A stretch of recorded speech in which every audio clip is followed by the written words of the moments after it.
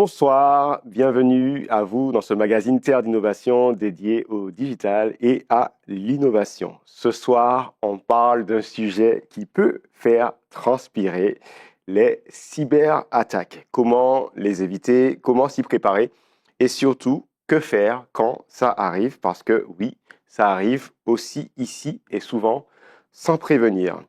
Une cyberattaque, ce n'est pas un problème d'informaticien, c'est un arrêt d'activité, des données bloquées, une réputation en jeu, des services publics ralentis et parfois, oui, la faillite d'une entreprise. Alors aujourd'hui, on sera en mode d'emploi pour comprendre les risques, se préparer sans se ruiner et puis réagir sans paniquer. Pour en parler, j'ai le plaisir d'accueillir deux experts. David Touche, bonsoir. Bonsoir. Vous êtes le fondateur de Tavita Cybersecurity. Ouais. Et puis Hervé de Chavigny, bonsoir. Bonsoir. Responsable sécurité des systèmes d'information à la CACEM. Cybermenaces, mode d'emploi pour les entreprises et les collectivités, terre d'innovation, c'est parti.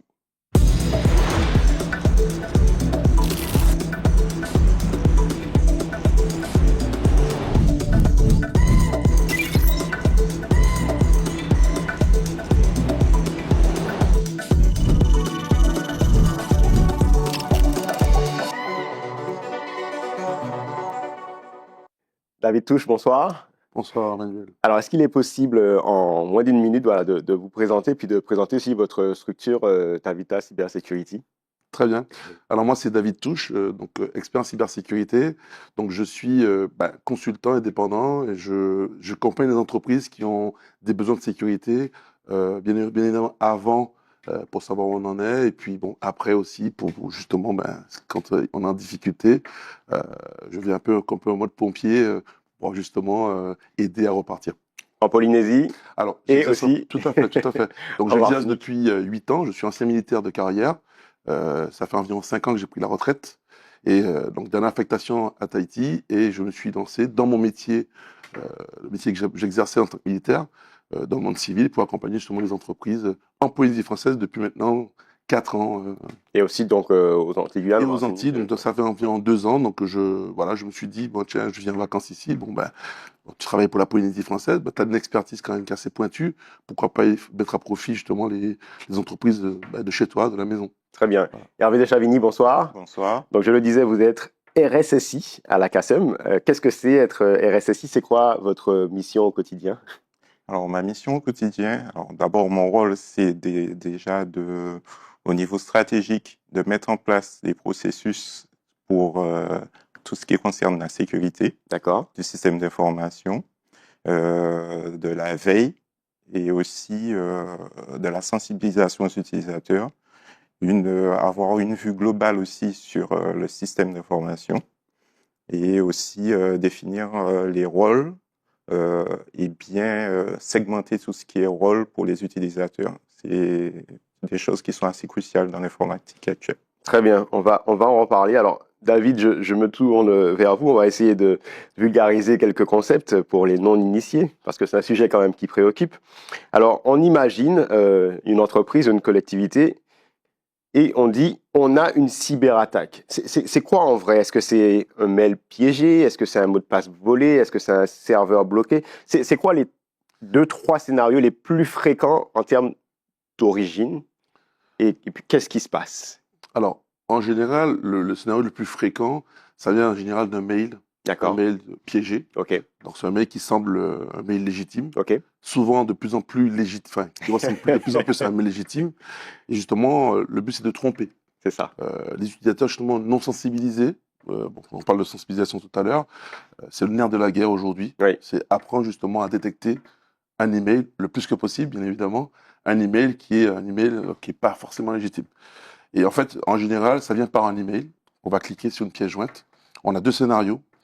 Soit c'est réaction directe, donc lancement d'un script ou ce qu'on appelle un payload, c'est une charge qui va être récupérée sur un serveur pirate et ramenée sur le poste utilisateur. Là encore, on attaque justement la sécurisation de l'infrastructure, en fait la partie firewall, OK. un firewall bien configuré. Donc s'il est mal configuré, forcément, l'aller-retour est très facile. Bon, je reviendrai tout à l'heure pour Voilà. qu'on explique un peu tous les mots-clés, mais Voilà. je... D'accord. OK, Et et donc, puis après, voilà. Donc, un déclenchement, donc un script qui va lancer comment dire, à travers le réseau, qui va chiffrer, qui va crypter l'ensemble des données de l'utilisateur. Et à ce moment-là, c'est là qu'on se rend compte que on peut plus ouvrir les fichiers Word. Là, on est confronté à vraiment une cyberattaque. bon, très bien. Donc, le firewall, c'est ce qu'on appelle en français le pare-feu, Le hein, c'est ça? pare-feu, c'est ça, OK, tout à fait. parfait. Dans une collectivité, Hervé, qu'est-ce qui rend les choses compliquées? Est-ce que c'est la diversité des services? Est-ce que c'est le nombre d'outils qu'on utilise? Est-ce que c'est la diversité des prestataires? Est-ce que c'est le terrain? Est-ce que c'est les utilisateurs eux-mêmes? Alors, dans une collectivité, je dirais que il y a une bonne partie des utilisateurs. Il faut, en fait, même dans le public, hein, Dans le privé comme dans le public. privé comme Oui. dans le public, Oui. ça reste les utilisateurs. Pourquoi? Parce qu'en fait, euh, on peut paniquer vite à l'arrivée d'un mail qui peut nous alerter, par exemple, sur un problème de facture ou ce genre de choses. Et on évite, On perd son esprit critique. perd, voilà, son esprit critique. Oui. On a tendance c'est ce qu'on appelle l'ingénierie sociale, qui est très à la mode maintenant, surtout avec l'avancée de L'IA. notre fameuse IA qui a Oui. fait le carnaval. Oui. Et donc, en effet, à ce titre, on est obligé de bien se protéger. Nous, à la CACEM, on a mis en place, on cède en fait d'un SOC, donc un centre de sécurité D'accord. externe, OK. qui permet d'avoir en fait un certain nombre, déjà d'avoir une veille 24 heures sur 24 et d'être alerté en cas de... Il y a des techniciens. Les techniciens font partie du SOC et en fait, ils réagissent à toutes les alertes Qui sont remontées. Alors, David, on va continuer un peu à vulgariser. Il y a un mot qu'on entend aussi, c'est le mot de rançongiciel. Est-ce que vous pouvez expliquer simplement ce que c'est et pourquoi ça peut être destructeur pour une organisation? Alors, le rançongiciel, c'est ou ransomware, souvent anglais. Alors, en fait, c'est un programme malveillant qui sera dans un script ou une application qui va permettre aux hackers de pouvoir chiffrer en fait en gros, imaginez un fichier Word D'accord. avec une surcouche par-dessus, J'arrive pas à avec une l'ouvrir. extension. J'arrive plus à l'ouvrir. c'est Voilà, ça. une extension, Ouais. par exemple, vous avez le fichier Word qui est un point doc, par exemple. D'accord. Dessus, vous allez avoir un point macop, par exemple. OK. Et en fait, alors que ce fichier s'appelle bien le document C'est officiel ça, que vous c'est bien avez, mon c'est bien fichier. mon document, sauf Oui. que maintenant, on ne peut plus l'ouvrir. D'accord. C'est une extension inconnue de Windows, OK. inconnue de l'application, donc impossible de l'ouvrir. Là, on est en présence d'un ransomware qui vous empêche d'accéder aux données. Très bien. Et en général, on accompagne ça d'un petit message qui vous demande bien évidemment de payer Donc, la fameuse rançon. la fameuse rançon pour D'accord. pouvoir justement vous débloquer. Alors, on a un petit peu vu des scénarios, je pense qu'il y en a beaucoup d'autres. Est-ce qu'on peut parler maintenant de checklist, hein, voilà, de base? Alors, je ne sais pas si vous allez nous donner une ou deux, Hervé, n'hésitez pas à réagir, mais qui permettent de réduire fortement les risques. Et si vous pouvez me dire ça en langage simple, voilà. Déjà, par expérience, aujourd'hui, la sensibilisation, aujourd'hui, pour moi, on va dire, c'est 60% du travail. D'accord. Donc, ça ne demande pas un investissement énorme, mais comprendre, expliquer aux gens de comment ça se passe, surtout que se passe-t-il après. D'accord. En fait, d'être chiffré, d'être rançonné en soi, c'est pas le problème en fait. D'accord. C'est surtout déjà les données une fois qu'elles sont volées par le hacker, parce qu'une fois que vous êtes verrouillé, le hacker il a vos données. Hein. En général, le chiffrement se fait en parallèle. Vous avez ces doubles sanctions. Hein. Et derrière, il vous tient. Il vous dit voilà, vos données sont entre mes mains. Je vous prouve que je les ai. Vous avez une échantillon en général qui est fourni.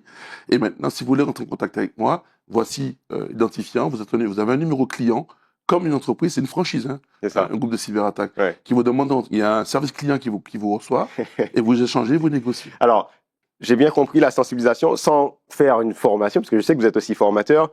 Dans cette sensibilisation, c'est quoi peut-être un ou deux exemples voilà, où il faut faire attention. Alors, on a parlé des mails, mais... Ouais.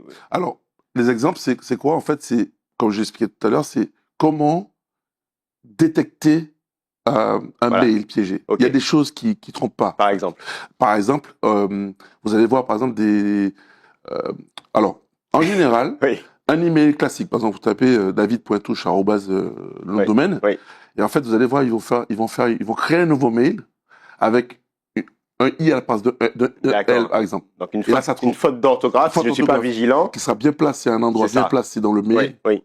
et du coup, vous n'allez pas le voir. C'est ça. Donc, c'est difficile Ok. de pouvoir détecter. Ok. Maintenant, il faut le contenu du mail. C'est ça. Parfois, c'est très bien fait. Donc, c'est vrai, c'est très aléatoire.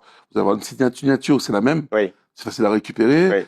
Mais vous allez avoir le français ne sera pas bon. D'accord. Il y aura parfois des fautes d'orthographe. Un petit Hervé Chavigny disait qu'avec l'intelligence Oui, artificielle, on voilà, tendance. avec De l'intelligence plus en plus sophistiqué. artificielle, Bon, là, il va encore avoir des mails. c'est difficile à repérer. À repérer. Il y a des choses un peu, comme disait M. Touche, il faut avoir, en fait, c'est pour ça qu'on essaie de sensibiliser à certaines actions concrètes. Comment on installe une culture de bons réflexes dans une Alors. collectivité comme la vôtre, sans ralentir aussi leur travail Alors, nous, on fait des campagnes de mails, alors avec des petites vidéos, avec des petits scénarios qui expliquent vraiment comment ça se fait, comment ils peuvent être attaqués et les bonnes pratiques. Il y a des petits questionnaires en fait. Ce sont des petites vidéos interactives qui permettent sous forme de jeu de faire monter en entrer compétence, en tout cas, de l'information, sensibiliser. voilà, de sensibiliser. Très bien. Et c'est vrai qu'avec l'ingénierie sociale, ce qui se passe, c'est qu'en fait, le hacker actuel utilise des informations sociales, donc il a les trouvé réseaux sur les sociaux, réseaux sociaux, ouais. voilà, Ouais. les Facebook, les qui fait que Instagram, les TikTok, des informations c'est très sur vous. vraisemblable. Voilà, par exemple, vous pouvez avoir, je donne un exemple qui arrive souvent, et je connais des gens qui se sont déjà fait avoir en fait. C'est qu'en fait, par exemple, vous avez commandé quelque chose. Ils arrivent à savoir que vous avez fait une commande, Oui. et là, comme par hasard, quelqu'un vous appelle pour vous dire que telle commande est machin, Oui. de communiquer vos C'est vraisemblable. Voilà, C'est exactement. extrêmement Mais oui, vraisemblable. parce que Oui. ça correspond, À la c'est réalité. en corrélation avec, en fait, Le contexte. votre activité. Bien sûr. Je Voilà. comprends. Ou à votre situation de stress aussi. David, je voulais réagir. Ajouter quelque chose par rapport à la sensibilisation, par rapport aux campagnes de petites vidéos. Ça, c'est très intéressant, effectivement, pour la partie formation et tout ça. Voilà. Mais aujourd'hui, ce qui marche très, très bien aujourd'hui, c'est carrément les campagnes de phishing. Donc, faire un test. Des tests, en fait, Grandeur inopinés. nature, De temps en inopiné. temps, vous Oui. envoyez un mail qui semble légitime. Oui. Et là, vous avez des utilisateurs forcément qui vont cliquer. Bien sûr. Là, sensibilisation directe. Donc là, ça fait du choc. C'est du choc. En choc. Tout de oui. suite, ils sont pas convoqués, mais ils reçoivent un mail qui leur dit, voilà, vous devez suivre telle formation. Voilà. Ouais. Notre outil le permet. Voilà, formation mais nous vidéo ne sur l'avons pas encore. le concept. Et après, de temps en temps, au fur et à mesure, on va voir, on va réduire. Alors, moi, j'ai envie de parler budget. Hein. Mettons les pieds dans le plat, parce que c'est ce qui intéresse les entreprises. Alors, il y a des grandes entreprises, mais il y a aussi des petites entreprises. Elles vont potentiellement dire, on n'a pas les moyens, elles ne savent pas combien ça coûte, mais potentiellement, les conséquences d'une cyberattaque sont aussi énormes. Aujourd'hui, est-ce que c'est se protéger, est-ce que c'est à la portée d'une entreprise ou pas? Mais est-ce que finalement, quand on fait le ratio entre l'investissement et les risques, est-ce que finalement on se dit, bah oui, il faut y aller? Est-ce qu'on peut donner aussi des ordres de grandeur de Bien ce que sûr. ça veut dire? Ouais. Alors, moi, j'ai une approche un peu très atypique. Ok. Une approche un peu très spéciale. Allons-y. Moi, je suis ancien militaire. Pour moi, un hacker, c'est un terroriste. Ok. Je le mets au même niveau. D'ailleurs, certains pays le mettent au même niveau. Et clairement, moi, j'ai des convictions, j'ai une façon de voir les choses qui fait qu'en fait, je vais d'abord mettre en avant le besoin de sécurité du client avant de penser au budget. Donc, je ne suis pas un cas, on peut pas me comparer, en fait. Ok. Donc, moi, en termes de budget, j'ai envie de dire, ça dépend de la taille de l'entreprise, ça dépend des données qu'elle traite, ça dépend de la taille de l'infrastructure informatique. Donc, on parle en termes de jours. Une entreprise qui veut savoir où on en est, elle va commencer par un audit. D'accord. Donc, ça peut durer une journée, Oui. ça peut durer 2 jours, Je comprends. 3 jours. Hors de prix, en grosso modo, l'aide de sécurité, c'est entre 500 € par jour, Oui. jusqu'à 1200, 1300, 1500 € par jour. Ok. On est plus sur Cette fourchette. une tranche médiane, Ok. sur du 800 Ok. à peu près par jour. Encore une fois, tout dépend de type d'entreprise, de la taille, des Ok, données très bien surtout qui sont compris. traitées. Et après, il va y avoir peut-être du conseil Oui, mais il tout va à aussi peut-être y avoir des équipements. Tout à fait. On doit s'équiper pour avoir des ordres d'idées aussi. Alors aujourd'hui, il y a beaucoup de produits qui existent en open source. D'accord. Alors de très très bons produits. J'ai envie de dire, Donc l'open source, ça veut dire qu'ils sont développés par une communauté tout à fait. un peu bénévole. Voilà, parfois des grosses structures qui ont développé une version community et une version qui sont vendues en cloud. Et en fait, au final, la version community, il faut juste savoir l'installer. D'accord. Les tutos sur Internet, etc., OK. des formations, on arrive à faire quelque chose de bien. OK. Donc aujourd'hui, ce qu'on appelle l'open security, c'est l'avenir. D'accord. Beaucoup de produits sont vendus sur l'étagère à des prix explosifs, en fait, alors que on peut avoir la même chose en creusant un peu avec du conseil, par exemple avec un expert en cybersécurité, qui aide les entreprises à pouvoir réduire leurs coûts, on peut faire quelque chose de très très bien. Un budget de 100 euros, 200 euros par mois, 300 euros potentiellement. Alors, pour avoir Euh, du conseil, pour une pour petite entreprise à la fois, enfin, il va y avoir peut-être des jours Ok. de conseil pour comprendre un petit peu quel est alors, l'investissement. par exemple, Ouais. moi je fais des accompagnements par exemple, certaines structures, publiques et privées, ça dépend de la taille, je peux aller entre du 500 euros par mois, où je vais couvrir tout l'aspect MCO, donc mise en condition de sécurité, maintien en condition de sécurité. Donc, mon objectif, c'est pouvoir maintenir l'infra en sécurité, donc la sécurité de l'infra en général, les pare-feux, Ouais. les serveurs. Là, le client s'occupe de rien. D'accord, Moi, je m'occupe de la sécurité. Et après, ça peut aller beaucoup plus loin. bien sûr. Ça dépend effectivement de la taille. Là, on parle surtout, du coup, là, on va partir sur des jours, plutôt qu'au contraire. Comment dans une collectivité où il y a quand même des enjeux énormes, on a connu des collectivités qui ont été mises à l'arrêt hein, avec, Oui, oui. avec des attaques, comment on arrive à gérer cet aspect où on se dit on a des compétences en interne et puis la confiance et les partenariats qu'on va tisser avec des acteurs externes? Alors, oui, nous, on fait souvent appel à des acteurs externes, notamment pour la partie, notre fameux SOC de sécurité. Rappelez ce que c'est le SOC. C'est le centre de sécurité D'accord. opérationnelle. Supervision, Voilà. sécurité. C'est une supervision avec des agents. Donc, il y a un certain nombre d'applications D'accord. qui sont installées. Ok. Donc, il y a des agents sur les différents postes. Il y a aussi des agents qui récupèrent tout ce qui est log sur le matériel. Et il y a des analyses de tout ce qui est paquet, tout ce qui est log. Et avec de l'intelligence artificielle, ça analyse et détecte en fait les failles de sécurité et les attaques éventuelles. Ça peut même prévenir certaines attaques, etc. Ok. Donc, en tout cas, est assez. Voilà. Donc, ce que je comprends, évolué. c'est que même pour une collectivité dotée, être accompagné avec des solutions externes, c'est même une obligation. Oui. J'ai envie maintenant qu'on parle du jour J, avant la crise. Ça veut dire quoi être prêt? Notamment, peut-être le focus sur les sauvegardes. Oui. Je sais que tout est sauvegardé. Est-ce que finalement je suis prêt ou pas? Ou est-ce que c'est une vue de l'esprit? En fait, les sauvegardes, c'est l'air de la guerre aujourd'hui. Okay. Les sauvegardes, c'est une priorité. D'accord. Mais les sauvegardes, mais pas que. D'accord. Et puis les sauvegardes, il faut les tester. Ok. Ce qu'on fait jamais. C'est très important. Très important, parce que le jour J, on veut restaurer les données, et ça peut ne pas marcher. Alors que tous les jours, c'est sauvegardé, on est content, tout est OK, et jamais on les a testés. Voilà. Donc il faut tester régulièrement, peut-être une fois tous les mois, prendre des applications critiques et les restaurer, on va dire, en bac à sable, à côté. OK, la restauration s'est bien passée, on valide, ça rentre dans un cahier, c'est validé, on tient ça à jour. Donc la sauvegarde, c'est une chose. Donc quand on parle de sauvegarde, j'ai dit, il y a une règle à respecter. 3-2-1. OK. 3 sauvegardes, d'accord? Donc, une sauvegarde en production, 2 sauvegardes à côté. Ensuite, 2 supports différents. Donc, un NAS, un cloud. Donc, un NAS, c'est un disque dur qui est localement présent, voilà, c'est ça? Présent. Voilà. Et une copie également sur le cloud, en hybride, ou en externe, en disque dur externe. OK. Mais l'être humain, au bout d'un moment, il oublie. Ouais. Et par expérience, j'ai déjà vu des gens qui avaient mis quelque chose en place avec des disques durs qui changeaient comme ça. Et puis on oublie de le faire. C'est ça. Et puis ça fait une semaine qu'on l'a pas fait. Ouais. Et puis du coup, c'est la merde. OK. Voilà. Et une dernière chose, c'est justement, voilà, donc c'est ça. Donc c'est une copie cloud. OK. Voilà. Et nous, on a des sauvegardes aussi immuables. Donc, on a un système de sauvegarde personnalisé qui n'est pas sur le même site. Et cette sauvegarde-là est une sauvegarde qu'on ne peut pas altérer. Donc, elle n'est pas en écriture, on ne peut pas la modifier. Donc, c'est une sauvegarde régulière et tout. OK. Alors, le temps file et c'est passionnant. Oui. on a une attaque. Question très concrète. Voilà, on sait qu'on a une attaque. Qu'est-ce qu'on fait? Est-ce qu'il faut tout éteindre, débrancher, couper Internet, au contraire, garder les éléments? Enfin, voilà, comment, Alors, qu'est-ce qu'on... souvent, on a le réflexe de dire, on a la panique, on va débrancher, non, mais pas, on va éteindre l'ordinateur. C'est le réflexe général, on sait pas faire, on va éteindre. Ouais. Non, il faut pas éteindre. Il faut débrancher le câble. Ok, On n'était surtout pas le poste. Ok. Le but, c'est de voir ce que l'attaque a fait. ok, Si on a la compétence en interne, on fait, pour analyser ce qui se passe. En fait, le but, c'est de pouvoir se comprendre ce qui s'est passé, parce qu'il y a toujours un patient zéro.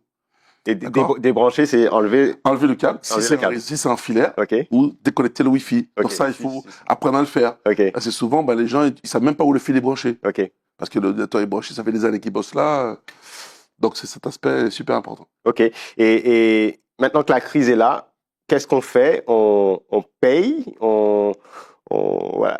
C'est pas des questions faciles. Non, mais j'ai envie de vous dire, on ne paye pas la rançon. Ok, D'accord? Ça, c'est dans la théorie. ok, Moi, j'étais confronté à des cas d'entreprises qui n'avaient pas de sauvegarde. Et c'est la partie qui est la plus difficile même pour moi, comme je Bien parle de théoriste, bien sûr, c'est difficile à digérer. bien sûr, Là, vous devez négocier avec le hacker parce qu'il n'y a pas de sauvegarde. c'est ça. Soit l'entreprise paye la rançon, soit elle coule. Ok, Et là, c'est compliqué. Donc, du coup, vous devez négocier. Et vous négociez avec le hacker. Au départ, ça peut être 50 millions. Enfin, j'exagère, mais 50 millions. Et puis, le but, c'est de descendre le plus possible. Voilà. Donc, j'ai des confrontés à 2 cas comme ça. Et bon, finalement, ils ont donné les données. bon, il nous reste très peu de minutes, donc on conclut sur ça. Peut-être 3 actions, là, pour les personnes qui nous écoutent, qui auraient potentiellement une entreprise ou qui connaîtraient un entrepreneur, à lancer dès cette semaine pour en tout cas augmenter les chances de... Parce que de réduire le risque, parce que l'attaque arrive de toute façon. Voilà. Peut-être, Hervé? Nous, actuellement, nous faisons en fait une campagne sur la modification des mots de passe et on exige en fait des mots de passe Robuste. au minimum de 12 caractères avec des passe-phrases qu'on Très appelle. bien. David? Alors, pareil, le numéro 1, c'est mot de passe complexe. Ok. Donc, moi, je dirais même 14 caractères. Ouais. Ça évolue beaucoup. Oui. 14 caractères avec la complexité qui va bien. Oui. Et puis, activer le MFA, Alors, MFA, systématiquement. Le multifacteur, en fait, c'est donc la double en gros, authentification. deux authentifications possibles. C'est ça. Donc, En gros, donc, vous avez je un ne peux pas, je ne SMS, peux pas aller directement sur l'application. Soit je vais recevoir un SMS, soit Voilà. je vais valider sur Tout à mon fait. smartphone. vous avez une application. Ok. Voilà. Donc, ça, c'est deux choses importantes à faire. Et puis, bon, les sauvegardes, toujours Oui, les sauvegardes. Très bien. Dans quelques secondes, je vous retrouve pour la masterclass. Le temps pour moi de remercier mes invités. David Touche, fondateur de Tavita Cybersécurité, merci. Et Hervé de Chavigny, donc responsable des systèmes d'information à la CACEM. Place à la masterclass.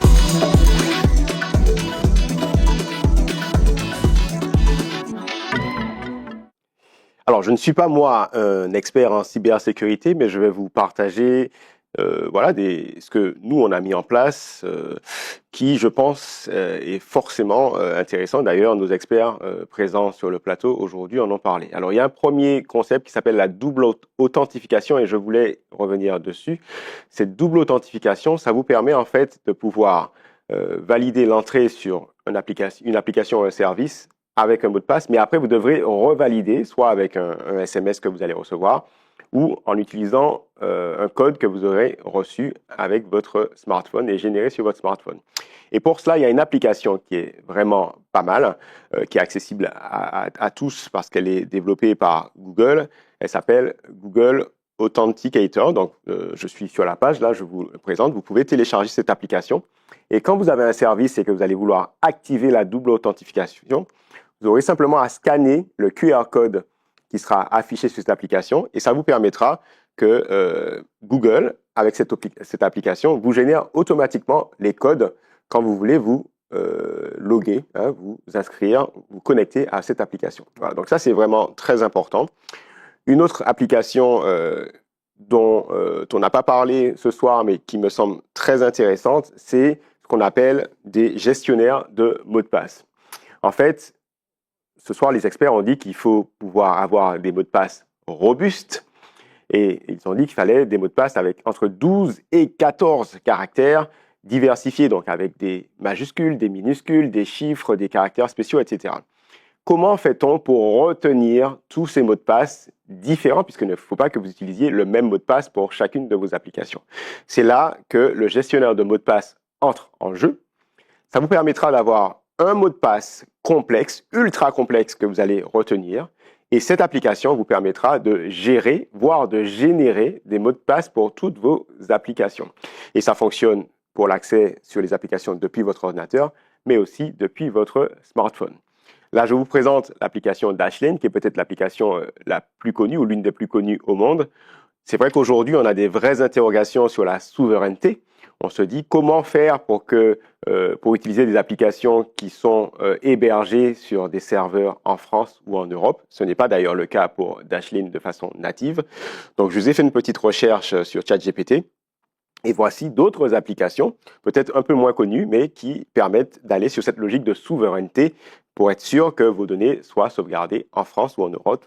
Par exemple, LogPass ou par exemple KeePass. Voilà. Donc, en tout cas, vous l'avez compris, il y a un vrai enjeu autour de la cybersécurité avec des gestes simples, notamment former les utilisateurs, les sensibiliser sur les mails notamment, qui sont la première porte pour la cybersécurité, sur le fait d'avoir des mots de passe robustes. Et je vous ai présenté quelques astuces. Terre d'innovation, c'est fini pour ce soir. Merci à David Torres, merci à Johan Constant pour la réalisation. Quant à moi, je vous donne rendez-vous lundi prochain à 20h10 ou à 23h30. Et puis d'ici là, restez connectés sur les réseaux sociaux de Zitata. Bye bye.